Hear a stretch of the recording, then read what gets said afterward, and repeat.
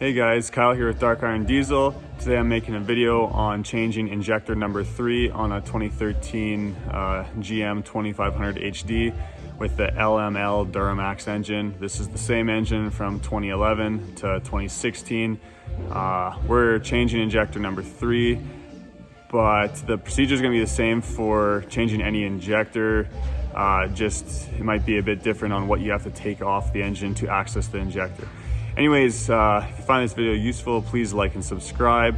If you don't, ask in the comments, let me know what you wanted to see, or shoot me a message at Instagram at Dark Iron Diesel. Thanks. Okay, here's the truck. So cylinders on a Duramax are numbered on the right side or passenger side, 1, 3, 5, and 7. And on the driver's side, 2, 4, 6, 8.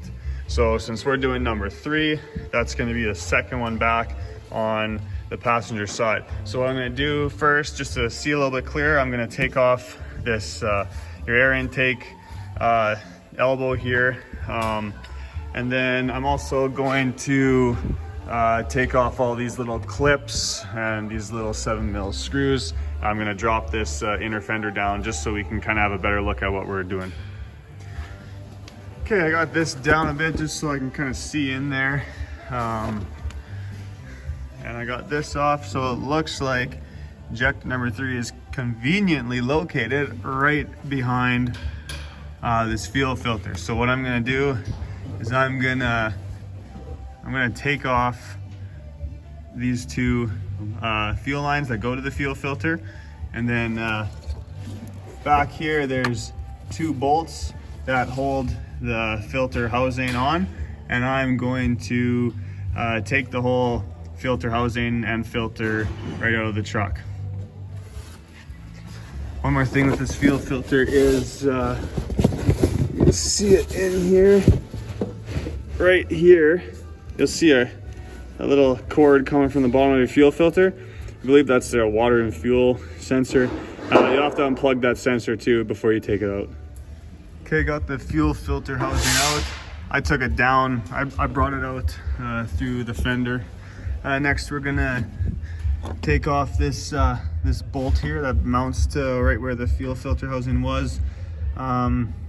We need to take this bracket off. So there's 2 bolts down there, and then 2 right here and here that share a bracket with this metal bracket that goes up to your intake elbow. So we're gonna take this black bracket off with these 2 bolts up top, and we're gonna take these 2 bolts off. It'll come off, then we'll take those bottom off and this one here, and we should be able to pull this bracket right out. And there you can see there's the connector for the injector we're trying to get at. Here's that top bracket. Now all that's left is those 2 bolts down there. All right, got this piece out. It's actually 3 bolts on the bottom because your engine dipstick goes to this one. Next, you can unplug the fuel injector, electrical. Okay, now we're going to, this line here is your return line, and so they're kind of a pain in the ass, but you gotta kind of pull this piece back. You gotta pry this whole sleeve back. It's kind of like a cone over top of it, so you kind of gotta pop this up. Once you have this popped up, then this return line should pop off the injector. So I'm just gonna try to do that here without breaking it because it's plastic, and then I'll kind of show you what I mean once I have it disconnected. Okay, got it off. So see what I mean? Here's the top. See how I lifted that up? I'm just gonna warn you, it is not fun. You can either try to slide where my thumb is, slide a little tiny flathead in there and pry it up. I went from the back, like where my 2 fingers are, kind of, and lifted up like this. And that's how I popped it off.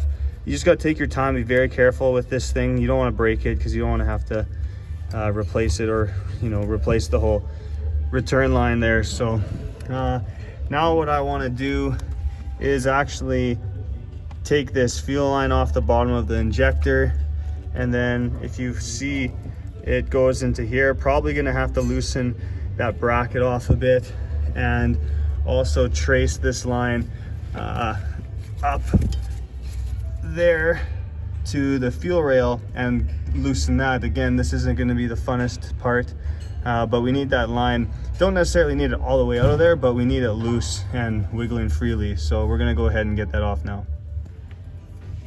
Okay, here's the fuel line. See how it's loose? I ended up having to take it fully off the fuel rail up there, and then the injector down here. So it's going to be a 17 mil wrench on the injector, and then up on the fuel rail it's a 19 millimeter wrench, and then just right here it's an 8 millimeter bolt. Just take the top part off and then you'll have this free. Now we're going to go back to this fuel injector and take the hold down bolt out down there. There we are. So I got this bolt out. Be careful that this hold down bracket doesn't slide out. See, it just kind of pops out like that. What we're gonna do is we're gonna just kind of lift it up a bit and try to kind of where my finger is here, try to shove a pry bar in there and really gently work it up. And also helps to work it side to side a little bit as we do it too. Just super gently, we're gonna pull it out. Don't bend too hard, and make sure this this little tappet right here, make sure that doesn't fall out of the hole either. But yeah, and we don't want to bend, we don't want to pry too hard, so we're just going to slowly kind of work that injector up.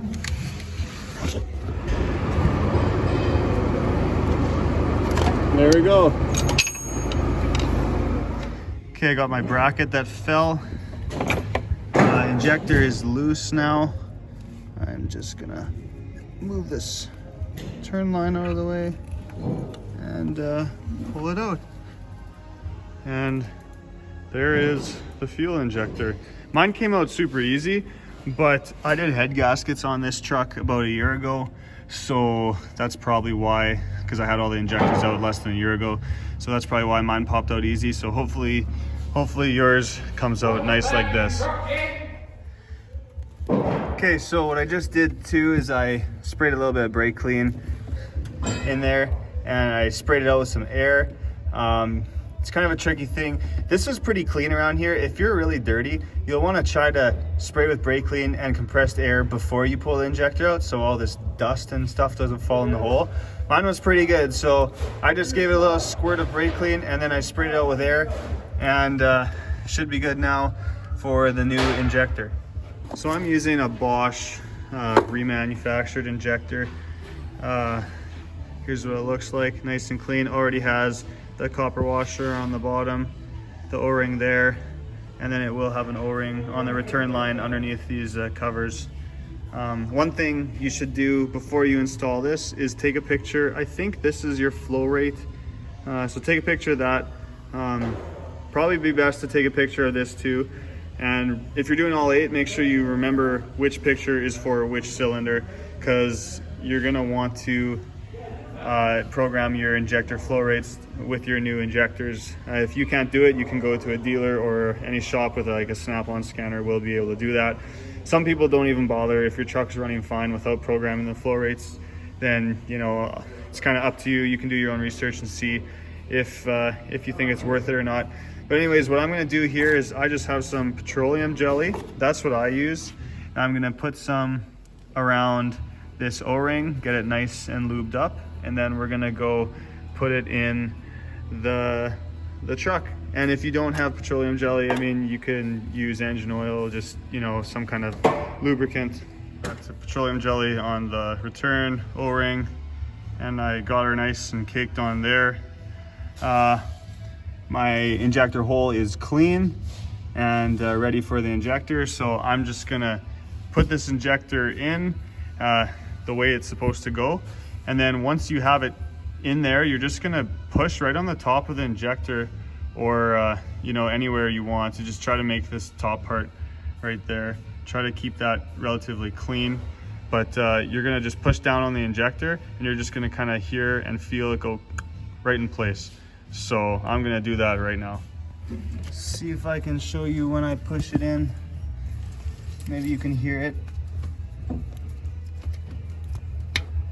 There, it just popped in its place.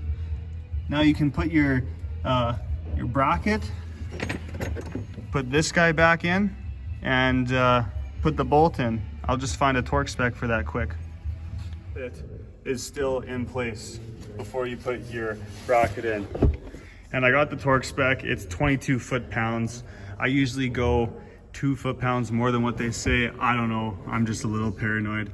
But 22 foot-pounds is the recommended torque for the bolt that goes in your injector hold down.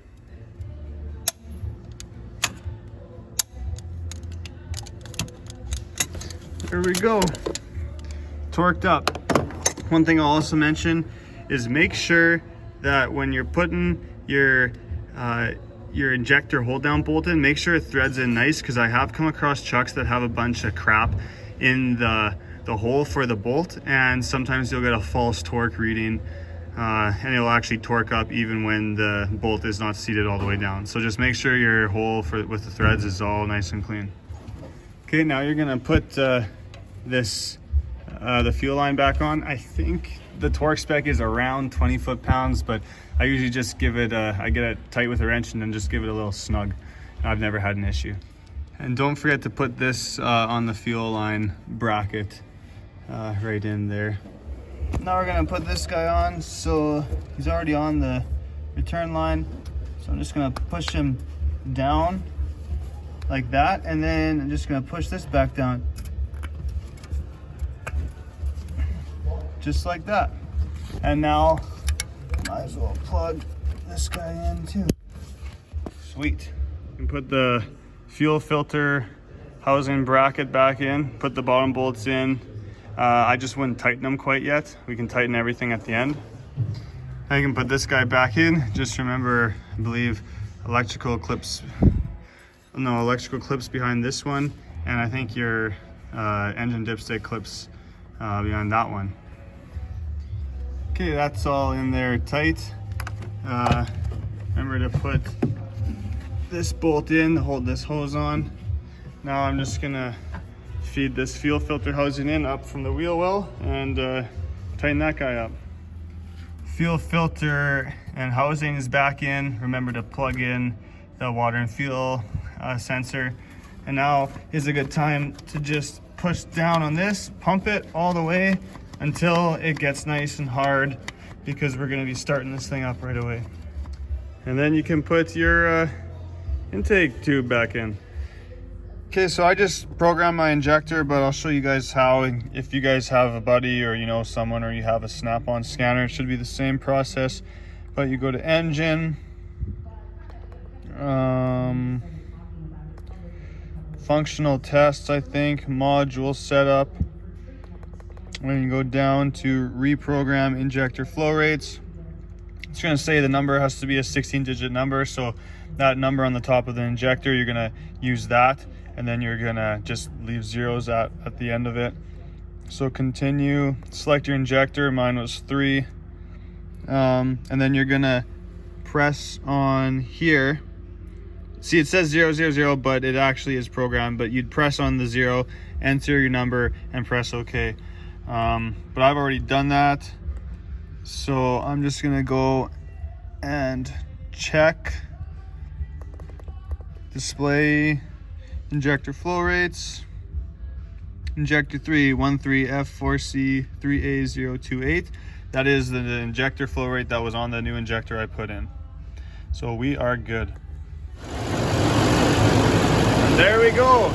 When this truck came in the shop, it was only running on 7 cylinders pretty much. It was, you know, really rough idle. The whole engine was shaking. So I just wanted to fire it up before I clean up and make sure it was good. Seems to be fine. So check for leaks. And then I guess just put this guy back in place. And then you're good to go. Okay guys, well that was my video on changing injector number 3 on an LML Duramax. If you liked it, please like and subscribe. Really gives me a purpose to make these videos, shows that you guys are watching. And if you guys got any questions, ask in the comments, or find me on Instagram at Dark Iron Diesel and shoot me a message, and I'll do my best to give you guys any help I can offer. Anyways, thanks again for watching, guys. See you later.